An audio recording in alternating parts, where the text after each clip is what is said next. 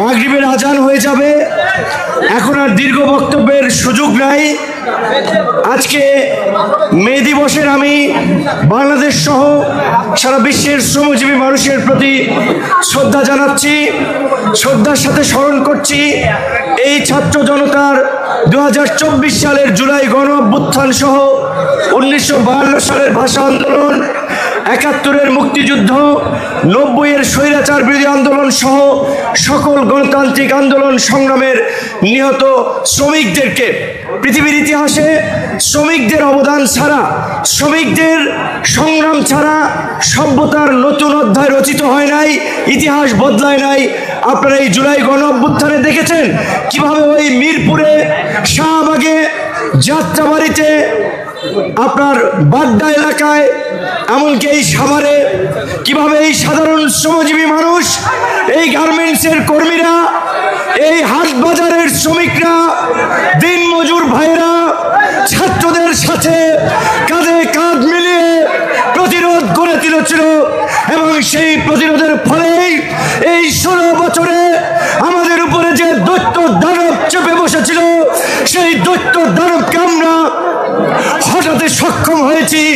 কিন্তু অত্যন্ত দুঃখের বিষয়, দুর্ভাগ্যের বিষয়, আমাদের গুলিবিদ্ধ শ্রমিক নেতা, শ্রমিক অধিকার পরিষদের সভাপতি আব্দুর রহমান ভাই যেমনি ভাবে বলেছিল, শ্রমিকদের কথা কেউ মনে রাখে না, শ্রমিকদের কথা ভুলে যায়।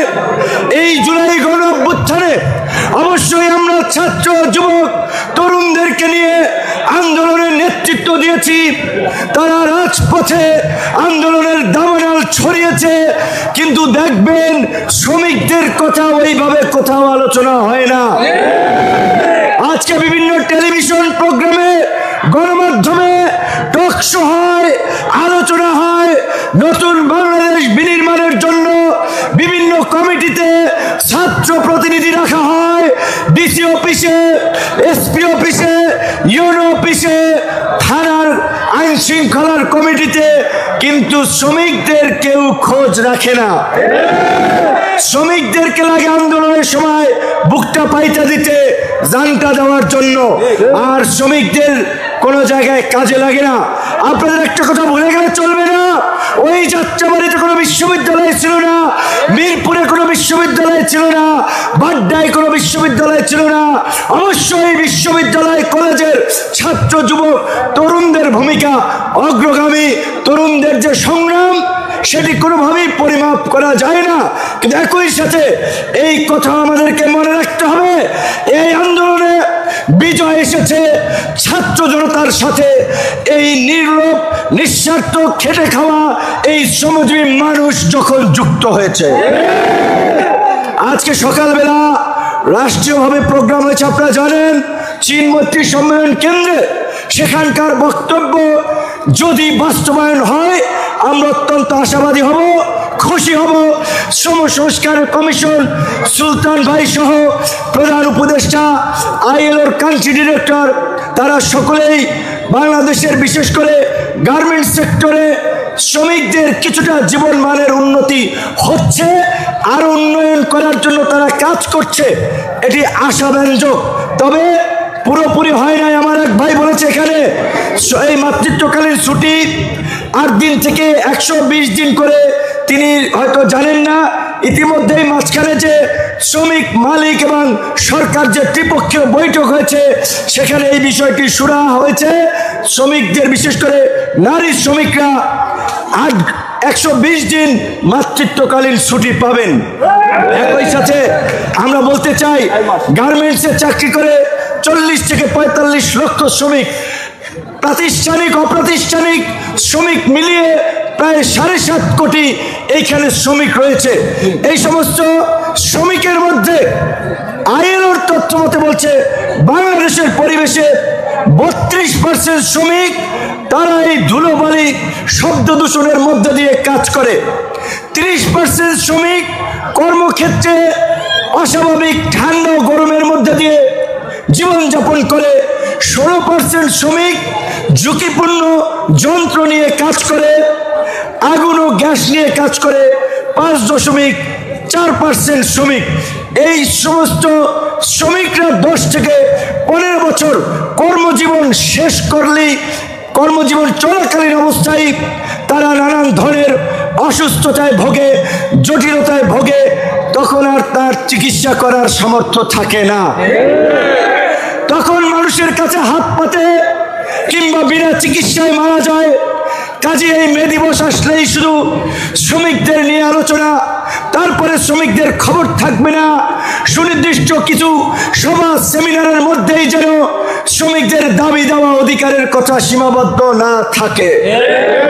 সেইখানে আমি আপনাদেরকে একটা কথা বলতে চাই, আব্দুর রহমান ভাই সহ শ্রমিক অধিকার পরিষদ প্রতিষ্ঠা লগ্ন থেকে আপনারা দেখেছেন ওই তাজরিনের অগ্নিকাণ্ডে ক্ষতিগ্রস্ত শ্রমিক থেকে শুরু করে রানা প্লাজা কিংবা চট্টগ্রামের বাঁশখালীতে নিহত শ্রমিক সহ করোনাকালে বাংলাদেশের আমরা অন্যান্য সকল শ্রমিক সংগঠন নেতৃবৃন্দের প্রতি সম্মান রেখেই বলছি, নতুন সংগঠন হয়ে শ্রমিক অধিকার পরিষদ যেভাবে রাজপথে ছিল, অন্য কোনো সংগঠন এইভাবে ছিল না।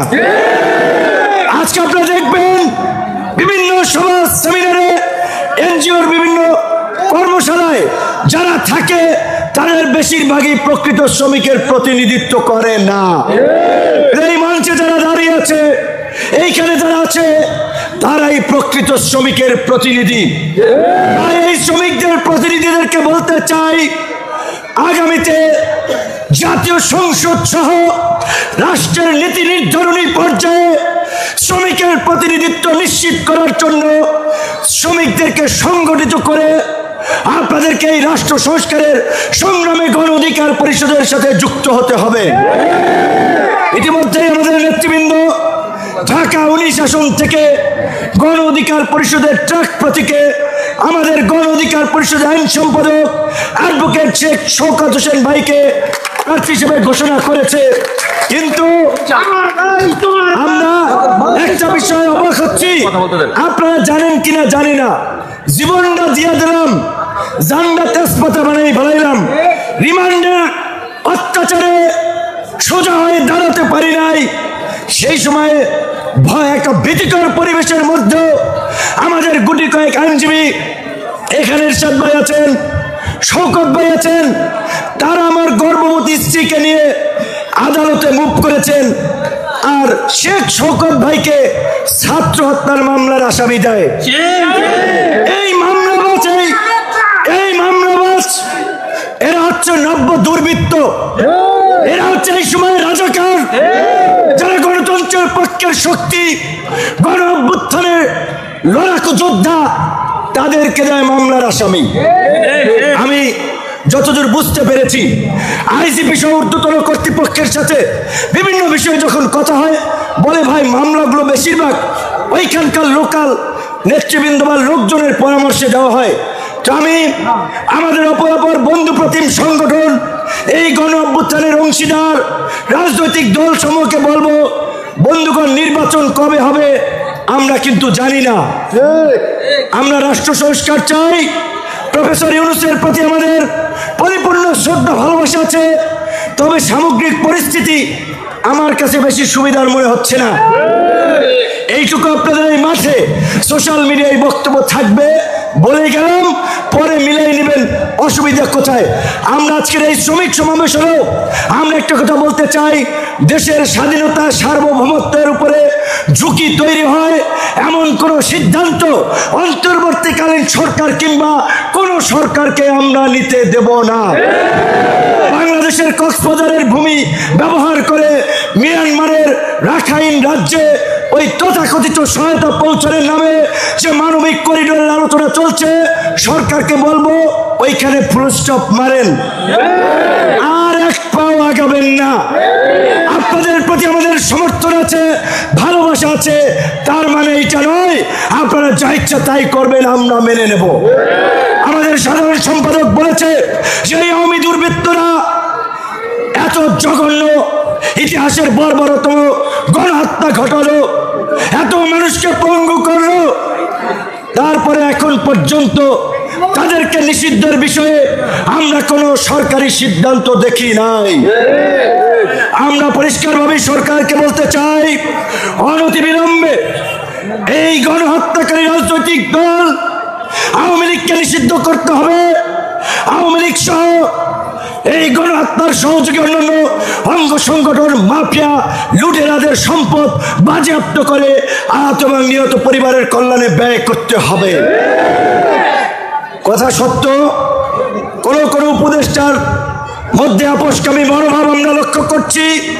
তারা ওই প্রশাসনের সাথে মিলে রিফাইন্ড আওয়ামী লীগ নামে একটা আওয়ামী লীগ এখানে আনতে চাচ্ছে। আমরা বলতে চাই, আগুন নিয়ে খেলবেন না। আমরা কোনো স্বার্থের জন্য রাজনীতি করি না, আন্দোলন করি না। তবে একটা বিষয় পরিষ্কার, আওয়ামী লীগের প্রশ্নে গণ অধিকার পরিষদ বিন্দু মাত্র ছাড় দিবে না। বন্ধুগণ,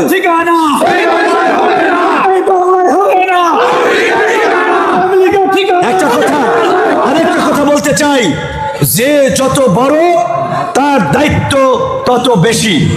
রাজনীতিতে যারা বড় দল আছেন, সংগঠন আছেন, তাদের দায়িত্ব হচ্ছে সকলকে ঐক্যবদ্ধ রাখা, জাতীয় ঐক্য এবং সংহতি বজায় রাখা। জুলাই গণ অভ্যুত্থানকে কেন্দ্র করে আমাদের মধ্যে যে জাতীয় ঐক্য এবং সংহতি তৈরি হয়েছে, এই জাতীয় ঐক্য এবং সংহতি বিনষ্ট হলে ওই ফ্যাসিবাদ ফিরে আসবে, বাংলাদেশের স্বাধীনতা সার্বভৌমত্ব ঝুঁকিতে পড়বে, আবার এইখানে আরেকটা ভারতীয় তাবেদার শ্রেণী তৈরি হবে।